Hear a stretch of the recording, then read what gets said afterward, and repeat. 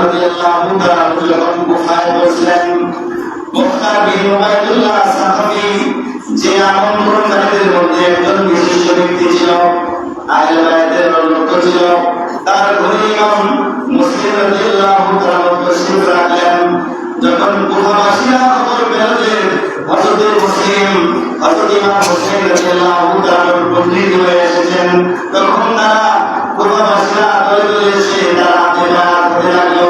অল্প দিনের মধ্যে 40,000 লোক তার হাতে বায়াত হয়ে গেল এবং ভালোবাসা ও মহব্বত দেখালো যে হযরত মুসলিম রাদিয়াল্লাহু তাআলা তাদেরকে অভিভূত হয়ে গেলেন।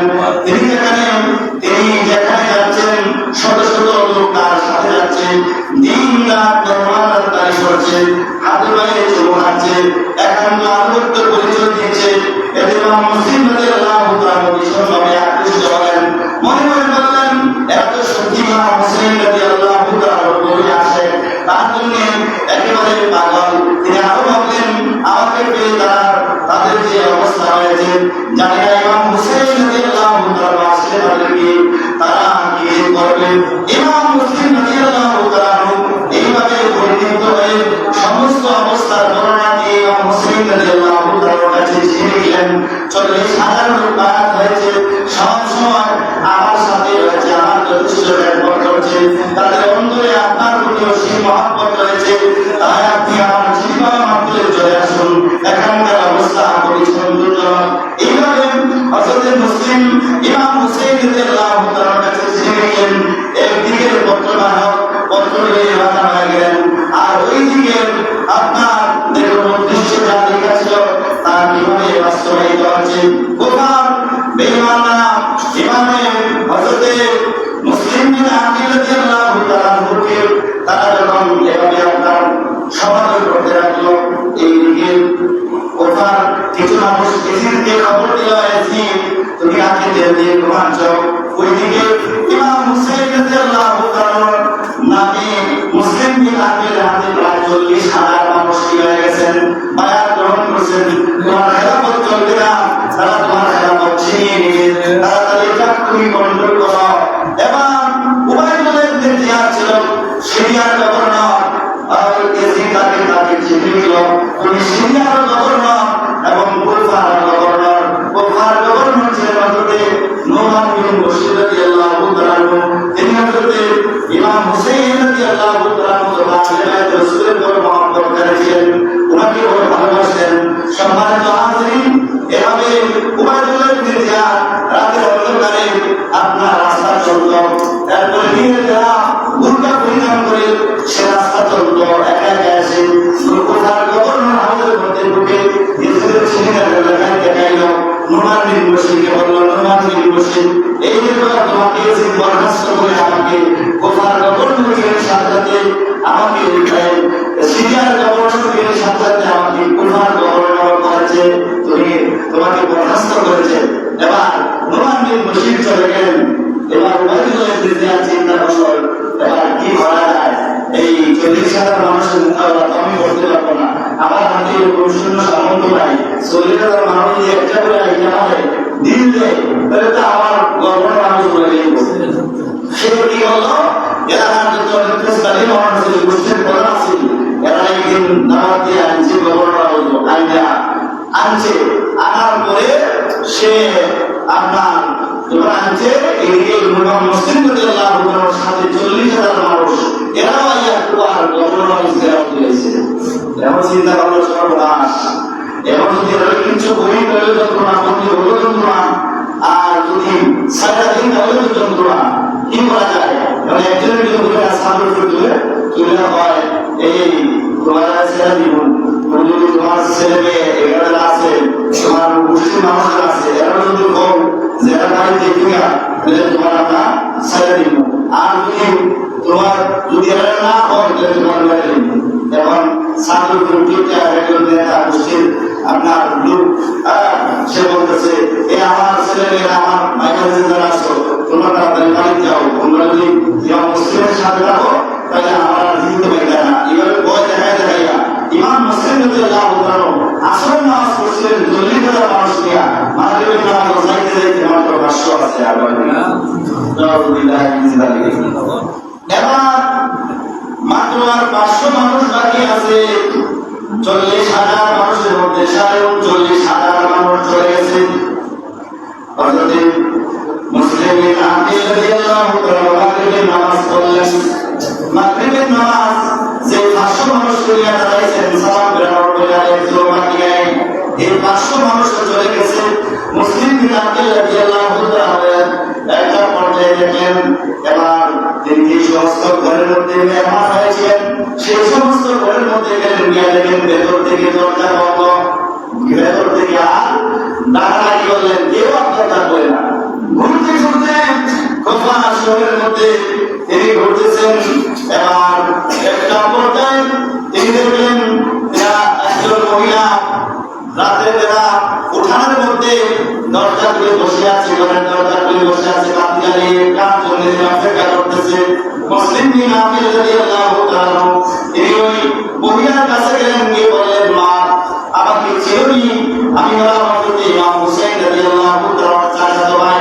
হযরত ইমাম মুসলিম বিন আকিল রাদিয়াল্লাহু তাআলা আমাকে মানুষ দাওয়াত দিয়ে মানুষের ঘরে ঘরে নিয়ে যেত, আজকে আমাকে কেউ আমাকে জায়গা দেয় না, আমার সাথে কেউ নাই, সবাই আমাকে ছেড়ে চলে গেছে।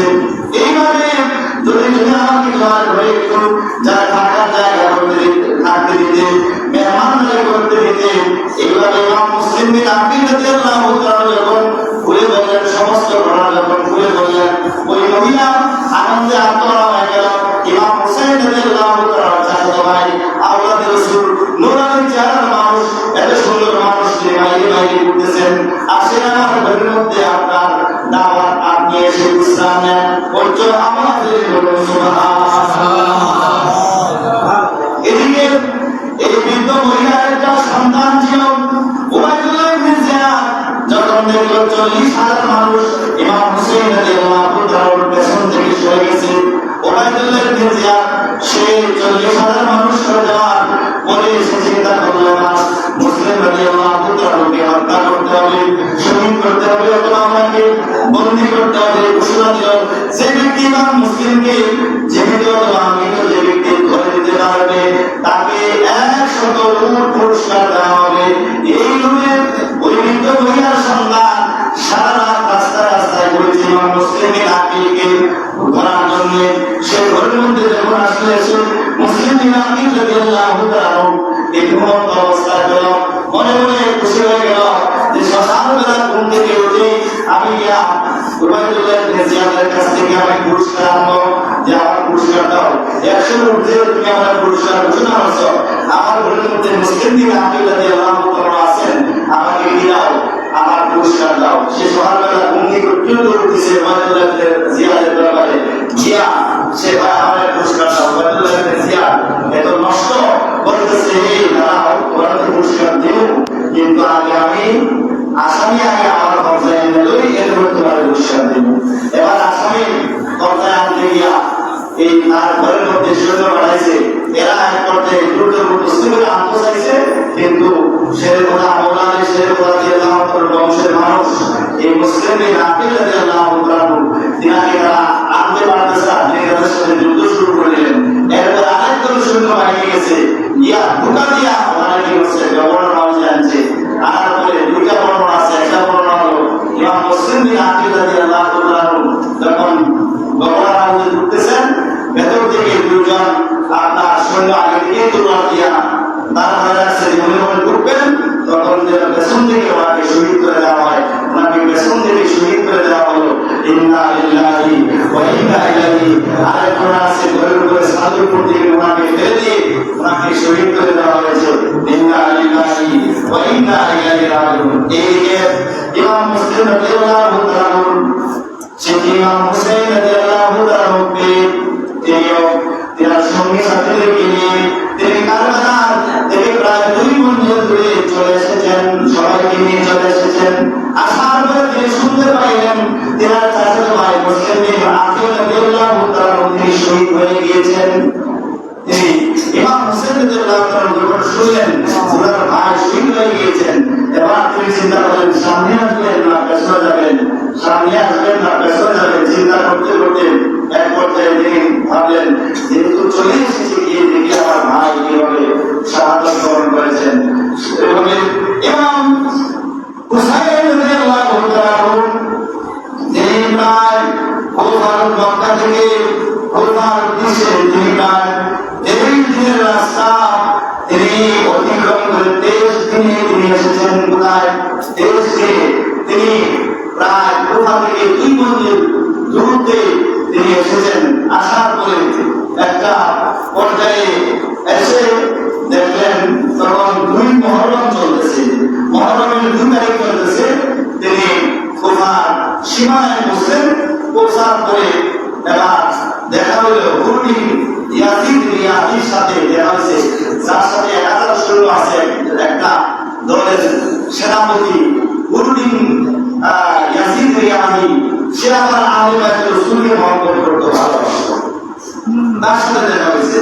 দেখা হওয়ার পরে হুরমি ইয়াজিদ বলতেছে, রিয়াহি বলতেছে, এই ইমাম হুসাইন সর্বনাশ, আমি তো আপনাকে মহব্বত করি, ভালোবাসি, কিন্তু দুর্ভাগ্যক্রমে আমার সাথে আপনার দেখা হয়ে গেছে। এখন যদি আমি আপনার কাছে আসি, আমার সঙ্গে রাখিয়া বলবে যে আমি আপনার ভাইয়া ছেড়ে দিচ্ছি, একটা কাজ করি, রাতের বেলা আপনার সাথে আমি আলাপ আলোচনা করবো, সঙ্গে আলোচনা করবো, তোমরা ঘুমাও, আর আপনি রাতের বেলা আপনার কাপড় লই আপনি যাবেন না। এভাবে তারা আপনার সে সুযোগ দিল। ইমাম হোসেন রাদিয়াল্লাহু তাআলা সারা রাত ঘুরলেন, ঘুরে ঘুরে দেখতেছেন আমার এই জায়গায় হুরমি ইয়াজিদ রিয়াহি বলে, ইমাম হোসেন আপনি জান না, আমি তো গেছি সারা রাত রাস্তা আসছি, ঠিক আছে আজকেও আপনি চলে যাবেন। এরা পরের রাতও সে সুযোগ করে দিল। পরের রাতও তিনি হাঁটলেন, কিন্তু দেখা যায় পরের রাতেও দেখা যায় তিনি একই জায়গায় হাঁটতেছেন। হুরমি ইয়াজিদ রিয়াহি বলে, এই ইমাম হোসেন আপনি জান না, আমি তো গেছি, ঠিক আছে আপনি আজকেও যাবেন, আপনাকে আজকেও আমি সুযোগ করে দিব, আজকে আপনি চলে যাবেন।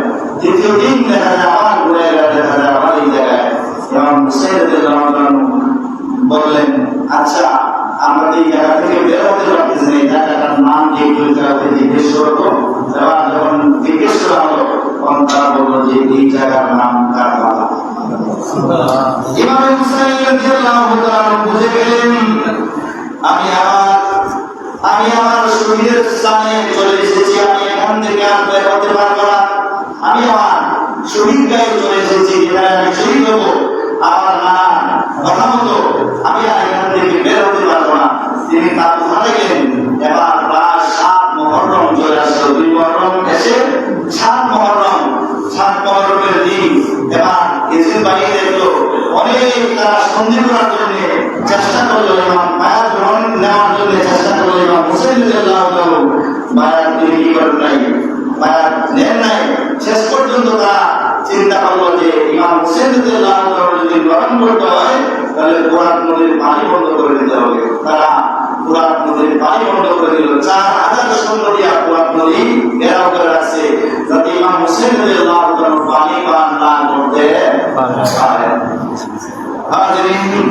এদের সৈন্যবাহিনী ছিল 22,000, আর আহলে বাইতের সদস্য ইমাম হুসাইন রাদিয়াল্লাহু তাআলার সঙ্গে সাথে ছিলেন মাত্র 83 জন, আর ইয়াজিদের সৈন্যবাহিনী হলো 22,000, আর এরা মাত্র ছোট বাচ্চা মহিলা সব কিছু দিয়ে মাত্র হলো 83 জন। ইমাম হুসাইন রাদিয়াল্লাহু তাআলা এইভাবে ইমাম হুসাইন রাদিয়াল্লাহু তাআলা যখন তারা পানি বন্ধ করে দিল, 8 মুহররম 9 মুহররম চলে আসে। ইমাম হুসাইন রাদিয়াল্লাহু তাআলা তিনি গিয়া একটা ভাষণ দিলেন, ইসরায়েলের সৈন্যবাহিনীর সামনে একটা ভাষণ দিলেন। এই ইসরায়েলের সৈন্যবাহিনীরা তোমরা আমাকে চিনি, আমি হলাম ইমাম হুসাইন রাদিয়াল্লাহু তাআলা, আমার বাপ দাদার ইশকের খোদা, আমার মা খাতুনে জান্নাত মা ফাতেমা জাহরা, আমি আমার ভাই জান্নাতের যুবকদের সর্দার, আমার নাম মুহাম্মদুর রাসূলুল্লাহ সাল্লাল্লাহু আলাইহি ওয়াসাল্লাম। এইভাবে তিনি তার পরিচয় দেওয়া শুরু করলেন। এক পর্যায়ে হুরমি ইয়াজিদের সৈন্যবাহিনীর কাতারে ছিলেন, তিনি চটপট করতে লাগলেন। শেষ পর্যন্ত ঘোড়ার মধ্যে চাবুক মেরে দিয়ে তিনি কি করলেন, ইমাম হুসাইন রাদিয়াল্লাহু তাআলা দলে চলে আসলেন। এসে এদের সৈন্যবাহিনীর সাথে যুদ্ধ করতে করতে তিনিও শহীদ হয়ে গেলেন। ইন্না লিল্লাহি ইন্না ইলাইহি রাজিউন। এবার 9 মুহররম দিবাগত রাত 10 মুহররমের রাতে ইমাম হুসাইন রাদিয়াল্লাহু তাআলা পরিবারের সব সাথীদেরকে লক্ষ্য করে বললেন, তিনি একটা ভাষণ দিলেন, এ আমার সাথীরা তোমরা সবাই আজকে রাতে তোমার চলে যাও। ইতিমধ্যে সৈন্যবাহিনীরা আবার শত্রু